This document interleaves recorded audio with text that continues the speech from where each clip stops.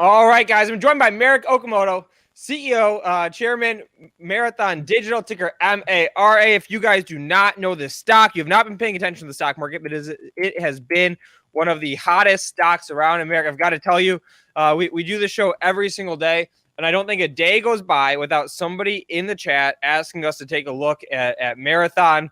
So thank you so much for joining us today. I know you're super busy, so we greatly appreciate it. Hey, it's my pleasure. Appreciate being invited. Thank you. Absolutely. And before we dive into it, if you could just give us an overview of the company. And I know you guys put out a press release today that gave an update on some of the machines that you guys received, Bitcoin mining production. But if you could just do the quick overview on the company, what the importance of the update today is, that would be excellent. Certainly. So Marathon is one of the original NASDAQ listed companies that is a pure Bitcoin mining company. There's a lot of companies that are joining this industry now. They have a lot of catching up to do with Marathon. We purchased 103,000 S19 miners from Bitmain. I believe it's the largest order that they've ever had in terms of dollars and number of units. When all those are installed after they've been delivered from Bitmain, we'll have over 10 exahash of hashing power. That today, where the network is today on the blockchain network, would be almost 7% of the blockchain network. So clearly one of the largest Bitcoin mining companies. What we also did, which was quite unique, is we formed a partnership with a utility company, and we placed all of our miners adjacent to their power facility. So they leased us 40 acres. We surrounded that with a fence. We built new substation, transformer switches, and we are placing all of our miners adjacent to that facility. So that makes us, we're not buying power from a utility company or from the grid. The rate on that power was 2.8 cents per kilowatt, which I believe is one of the lowest in the Bitcoin mining industry in North America as well as China. And that allows us to produce Bitcoin that are trading today near $60,000. We make our coins for about 3,500 bucks. We also announced a couple days ago that we're launching our own mining pool in North America, which I believe that's of national security interest to secure the blockchain, as well as the Bitcoins that we mine will be virgin Bitcoins, and they will be OFAC compliant with the US Treasury. We don't know of anyone that has done that yet. And we think that will create demand for our coins that we create from institutions who prefer to only buy coins that are following the rules and regulations of the U.S. Treasury. Awesome. And Mary, I've got to say, your investor deck on your investor relations website is probably one of my favorite that I've ever seen. So if anybody out there, if you haven't seen it, just go on Google, search Marathon Digital Investor Relations. You'll find the investor deck. And one of the reasons why I like it is because it starts right up front, and it talks about basically revenue growth from 500,000 a month to pretty much 100 million a month. Can you talk about what goes into that? Is it dependent on when the machines get delivered? Is it dependent on the energy deals? Can you just take us through? I mean, that's crazy explosive revenue growth. Sure. So the details there are helpful. That's a great question, and thank you. That is all derived from the decision after the halving in May of 2020. Our board decided that we were going to become very aggressive. And we remembered what happened in 2017 when Bitcoin went from $100 to $19,000. The machine prices from Bitmain exploded. They went from $500 a machine to almost $9,000 a machine. We expected if Bitcoin had a large rally, that would happen again. The miners would become very difficult to purchase and the prices would go up. So we raised all the capital we could, bought all the miners that Bitmain would sell us. And now as those are deployed, that's the reason for the increase in revenue. As those machines are shipped every month from Bitmain in their Malaysia location, we deploy those miners at our facility in Hardin, Montana. And every day we add miners, and every day the number of Bitcoin we produce is going up. And it's just great timing. We really hit it right at the perfect time to become aggressive and buy all those machines. Secondly, the low cost that we pay for our power lets us be, we believe, the low cost provider in North America for creating Bitcoin. So it was really timing. That's what's going to generate the revenue. As the machines arrive, we deploy them and we create more Bitcoin every day. Excellent. And the next question that I had was to dive into competitive advantages, right? How you guys compare to other miners. I know that you've already covered part of that with you talked about the energy deal and also all the machines that you guys have ordered. Is there anything else on the competitive advantage side of things that we should dig into? Sure. Really, I think just being public, being a NASDAQ listed company allowed us to have access to raise capital. Many other miners are either A, they're private, or B, they were small bulletin board or microcap companies and did not have access to the capital markets like we did. We've been able to raise, if we wanted to raise $500 million today, it would be no problem. So the interest in owning a NASDAQ listed company that is probably north of that institutional money and gives us the ability to raise capital should we need it. Right now, we have 215 million, 216 million in cash. We also purchased from our treasury $150 million in Bitcoin. When the last decline happened from 42,000, it went down to 28,000. We deployed $150 million, bought 4,800 Bitcoin. Those today, just 3 months later, are worth almost $300 million. So that gives us about $515 million of liquidity on our balance sheet, and we have no debt. And is the plan to sit on all that Bitcoin, or is it to slowly sell it off, or what does that look like?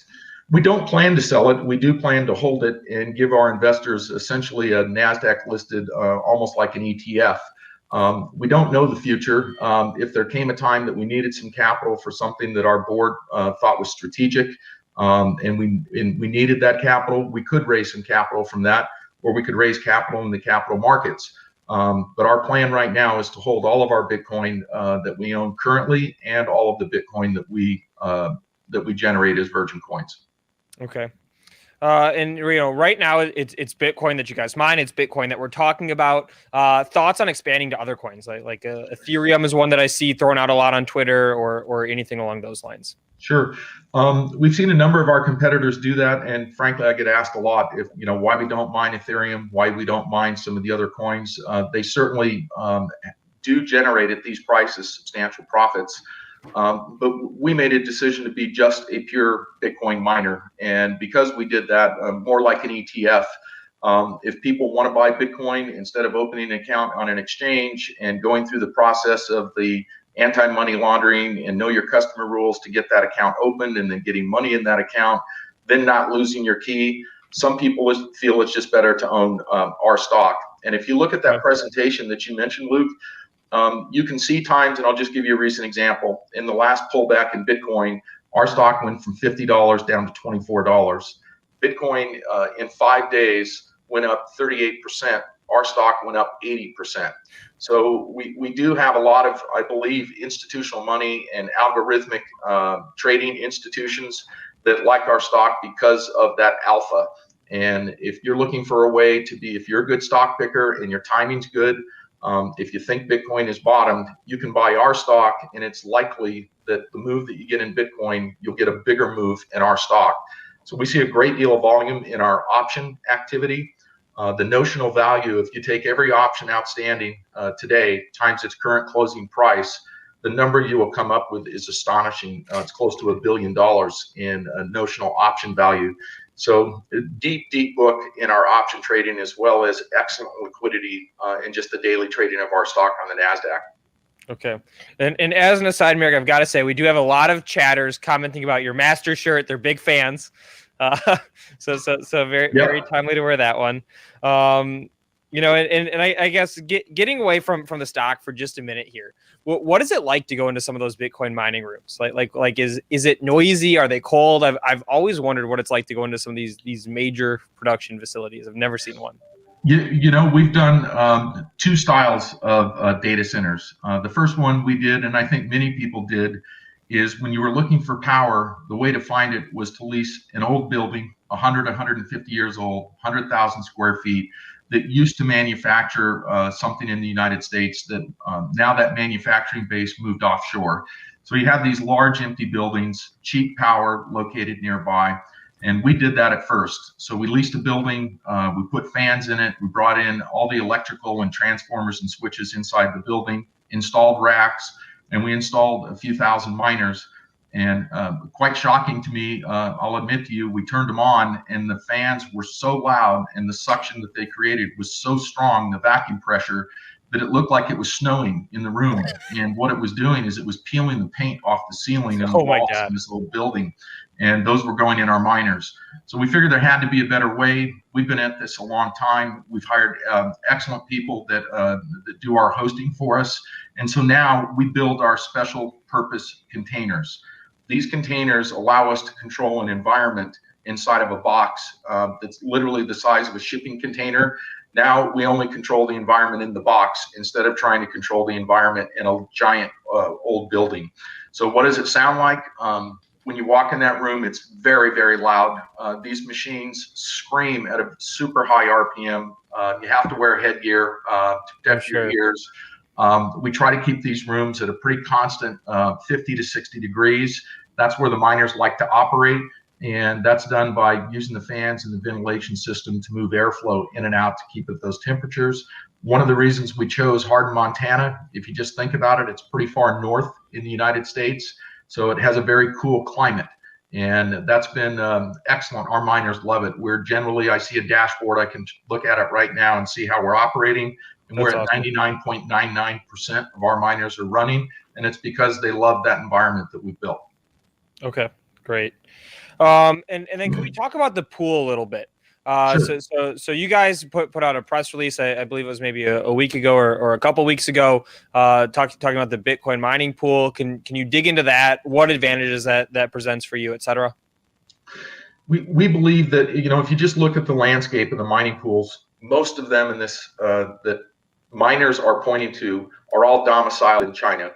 And if you look at what a Bitcoin mining operation does, we validate transactions on the blockchain, and many corporations now are moving their analog paper type systems and they're making them digital and moving them on a blockchain.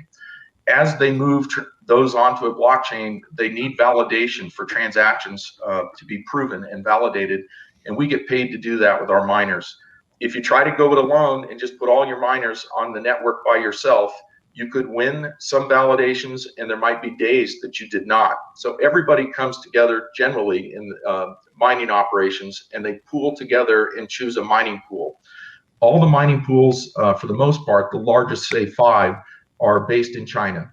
And it's our belief, there's 2 issues with that. One is there's geopolitical risk. Having all of our machines pointed to China in a situation where we can't control the internet there, what the government may do there, we would like to onshore that. And we've talked to many other large enterprise miners, and they want to do the same. They want to point their miners to a pool in the United States. The second issue, and what I think is unique about our pool, is if you look at the rules, their OFAC rules from the U.S. Treasury says you should not do business with these parties. These are known sex traffickers. These are, maybe Hezbollah or terrorist organizations. And we can see, we take an API from the Treasury that shows us the wallets, who the end recipient is, and says it's illegal for you in the U.S. to do business with these parties. So we're a U.S. NASDAQ listed company. We want to follow the law. So we're creating a pool that looks at the process that we're going to mine a transaction, and we look at the end result, who the recipient wallet is. If it's on the OFAC restricted list, we skip it. So it doesn't mean that we're censoring that transaction. Someone else will mine it, just we won't. Marathon will not mine something that the recipient wallet is on a list that the Treasury says it's illegal for us to do business with. We believe that once we start creating these coins at the beginning of next month, and we're going to put them in a separate holding, separate blockchain for them to be held in, there will be institutions that want to buy that coin that is virgin OFAC compliant to U.S. laws versus buying a regular Bitcoin. I think it'll trade at a premium over time. And there are institutions that just, their bylaws won't allow them to invest in something, and they're waiting to use some of their U.S. Treasury assets until something like this comes along. And if you read or just Google it, numerous articles have been written and a number of interviews in the last 2 or 3 weeks saying institutions that have not yet joined and purchased Bitcoin, that's the reason why. They're waiting for this clean OFAC type coin to become available and we're going to provide it to them. Excellent. I'm getting a lot of questions in the chat talking about the energy relationship. I know you mentioned it's not a utility that you're partnering with, but it seems like it's a company that actually produces energy. Could you circle back to that for just a second and clarify how exactly that relationship works, and how that allows you to have, as a competitive advantage, cheaper energy than competitors? Yes. So that facility can produce 100 megawatts of power. The company that owns that power plant is a private company called Beowulf. And what we did is, the term for what we're called is, we use all the power that facility will create. That makes us what's called a base load user. So the power the facility creates doesn't go through transmission lines and out to a utility network and share that power and then have to come back to us. It comes from the power plant literally into the new substation we built and the transformers we purchased, and the power goes right into our specially built trailers to power our miners. We've looked at many other facilities throughout the country, and most of them you buy from a local utility. That local utility then buys from the grid, and that grid buys from a large consortium. So there are a number of parties in your power pricing, and you can't control. Some of those change their power rates every year. And we developed a very long-term contract with Beowulf that locked in those energy prices, and we don't have the risk of some of the things you saw in Texas, where they're buying from a grid and that grid went down and there was an interruption of power. We're buying directly from the power plant, same ground where our machines are located. So I think that gives us a real unique advantage over some of the other enterprise Bitcoin miners. Awesome. And Merrick, I want to be respectful of your time. I know we just have a couple more minutes here, but can you talk to us about timeline and what's next? Timeline either for machine delivery, what should we be paying attention to as investors out of the company, et cetera? We just published, as you saw today, and we included in that a timeline showing, we're very transparent, shows when all of our miners are supposed to be shipped. You can track that timeline. We're going to publish that report every month around the first of each new month and tell you how many we installed in the previous month, how many coins we made, what our current hash rate is, and what we expect to be delivered in the next month. Those things are out of our control. If there were logistics problems or shipping problems from Malaysia to us, then we'll have to deal with that. So far, Bitmain has honored every single thing that they said they would do. They've not only done it, they've delivered them early. And I'll give an example. The March shipment was supposed to be shipped by March 31. They shipped us half the units on March 15th and the balance of the units on March 21st. So they've been a great partner for us. They make a premium product. The S19 Pro and the S19J are amazing miners. They produce the highest number of hash rate per the amount of electricity that's required to turn those machines on of any other machine. So we see every day somebody puts out a press release, hey, I've got 10,000 machines. Well, do you have 10,000 machines producing 40 terahash, or do you have 10,000 machines producing 110 terahash like the ones we bought?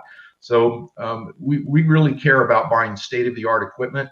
And I think what you'll see from us in the future, as our cash flow continues to rise, we will always be adding miners to our fleet and continuing to grow and try to maintain our dominant position as being the largest miner in North America.